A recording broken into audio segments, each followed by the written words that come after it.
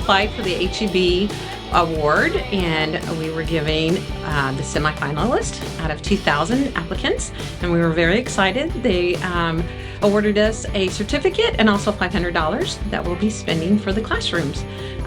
We go to HEB to buy things such as flour and salt for our Play-Doh for the classroom. We also buy things like silly putty starch that we make silly putty with, and so we're very excited to be able to spend those dollars in our local HEB. Yeah, I'm very excited and proud of myself and also the entire staff here at Central Texas College Child Development Center Lab School. We are Texas Rising Star 4-star center, and we're also nationally accredited through the National Association for the Education of Young Children.